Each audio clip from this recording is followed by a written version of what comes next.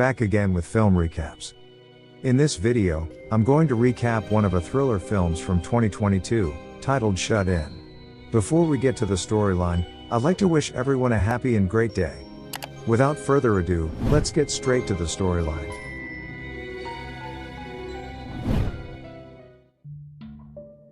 In the opening scene, a little girl named Lainey is seen running around the farmland, picking up an apple among the rotten ones. She heads back home with an apple in her hand, and gives it to her mom, Jessica. The mother rolls her eyes as Lainey has been collecting way too many apples that go uneaten, and tells Lainey that they don't need them. Jessica is a single mother with two young children named Lainey and Mason.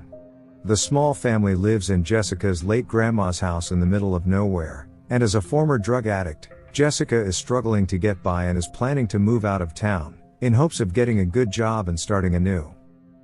As she is moving out, she throws all the food inside the car, before working on clearing up the pantry. The house was so old and damaged that the pantry door doesn't open from the inside, so to keep it from closing, Jessica blocks it with a brick. She starts to throw all the things inside a garbage bag, when she sees her grandma's Bible, and decides to keep it.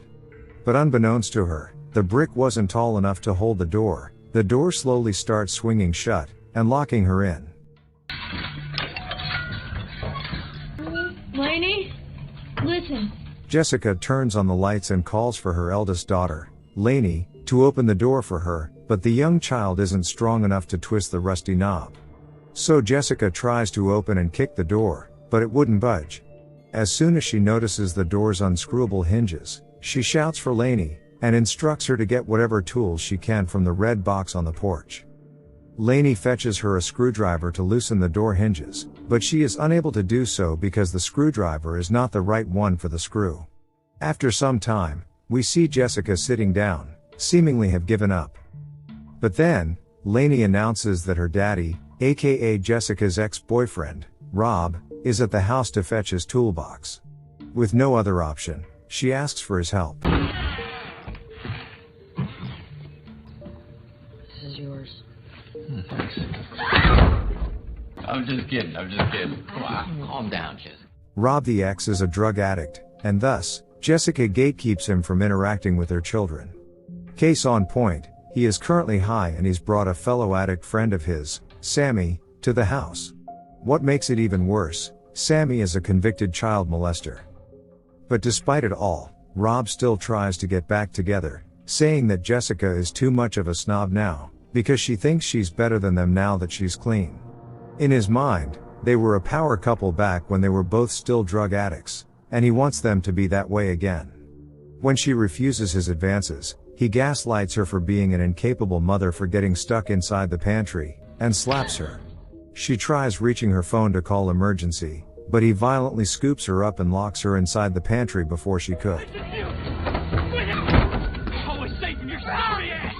Hearing all the noises, Lainey comes downstairs and Jessica instructs her to lock herself and her brother Mason in her room.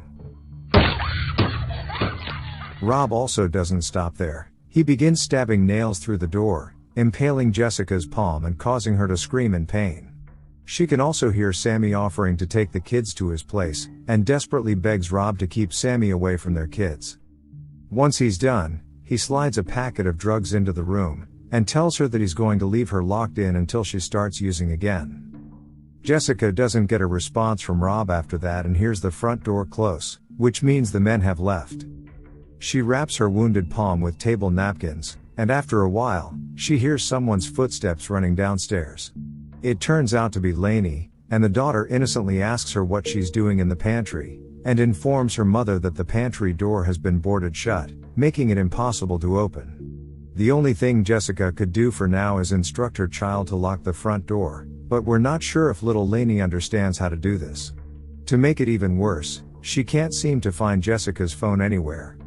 Being very young, Lainey is scared to go to the bathroom alone, and so when she couldn't hold in her pee for much longer, she pisses by the door, and begs for Jessica to not get mad at her for doing so.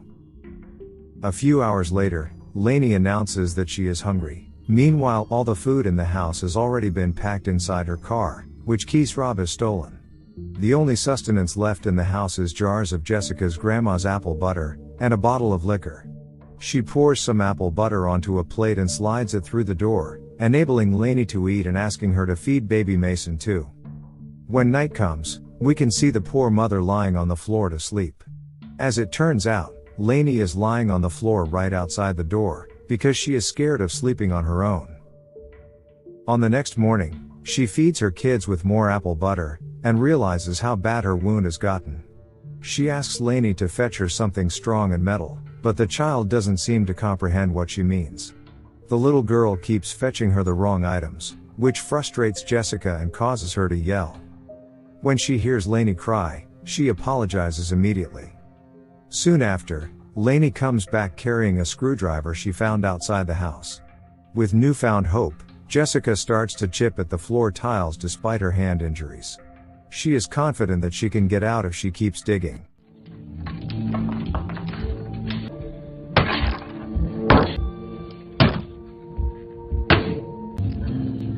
But her hope doesn't last long. Lainey announces that Sammy the child molester is in the house.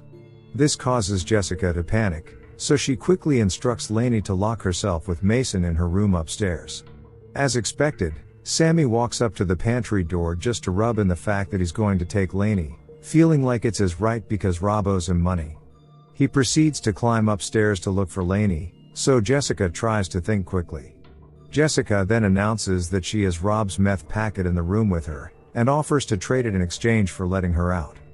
The bad guy takes the bait, but refuses to let her out, because he doesn't want to be on Rob's bad side. This leaves her no option, but to come up with another plan. She tells Sammy that she's willing to slide him the drugs as long as he leaves her family alone. The mother also claims that she is injured so she can't move around, and Sammy has to reach far inside for her to hand him the drugs. After some convincing, he does as asked. Only that once he slides his arm in, she stabs the screwdriver through his palm, and drives it deeper with a brick, trapping him there. He screams in fury and cusses at her, and after some time, he starts to beg for her to set him free, all the while she continues to chip away at the floor. When she keeps ignoring him, he starts teasing her by saying that Jessica will relapse sooner or later, because once a drug addict, always a drug addict. Vexed, she slashes his palm to get him to shut up. Night falls, and a storm rages outside, causing the electricity to blow. Scared, little Lainey starts calling for her mother and rushes downstairs, unaware of Sammy lying by the door. Sammy seizes the opportunity to snatch her, and begins threatening to break the girl's leg if Jessica doesn't let him go. When she hears her daughter crying, she gets so desperate that she pours liquor all over Sammy's hand. She then pulls out her lighter, setting him on fire, and forcing him to let go of Lainey. Unfortunately, fire also starts spreading inside the pantry, so she is forced to take it out. Sammy burns to death, while Lainey seems to have gone silent. Afterwards, Jessica prepares herself with a blanket and a candle, and falls asleep out of exhaustion. The following morning, she tries calling for Lainey to check if she's okay, but doesn't hear an answer.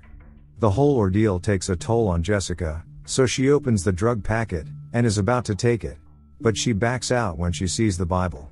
Jessica then notices a dollar bill stuck in between the pages of her grandmother's old Bible. She goes through the holy book, and discovers a plenty of dollar bills stuck inside, serving as bookmarks for passages her grandma wanted her to read to remind her to stay strong. Also, she finds a note which contains a special recipe on how to make the best apple butter. She got emotional by the gesture, and ended up throwing the book at the cross hanging at the end of room, because this discovery won't help her escape.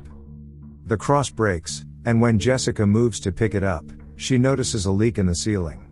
She tries ripping the wood planks apart, and discovers that it isn't hard to do so, because the ceiling wood is weak and soaked in water. An idea springs to mind, so she checks on Sammy to make sure he's dead, before pulling the screwdriver off his hand. Up next, she continues to pick away at the ceiling, until she creates a hole through.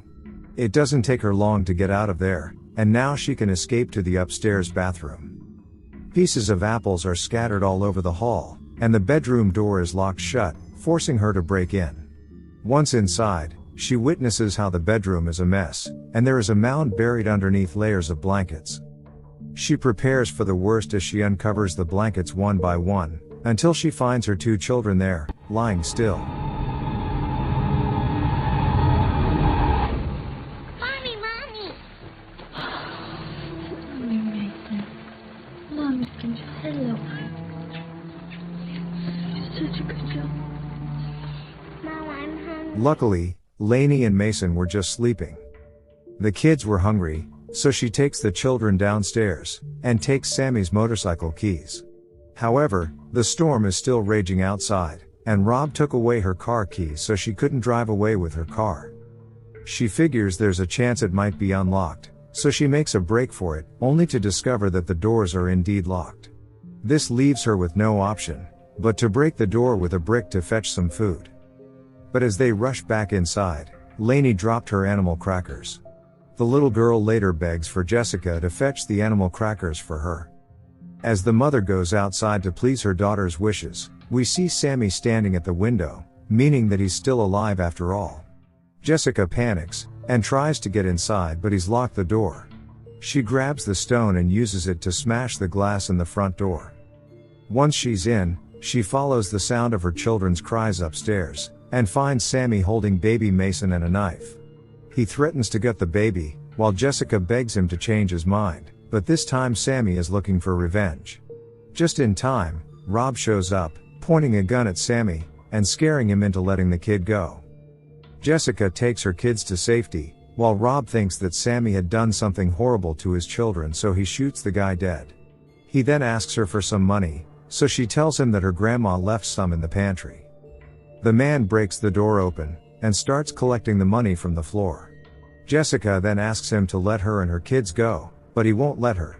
Instead, he's adamant in wanting to see her relapse, and asks her to take some drugs with him. Knowing full well how dangerous Rob is, she cooperates. But first, she asks him to fetch the rest of the food from the car. When he's outside, she prepares some apple butter, and makes him a sandwich.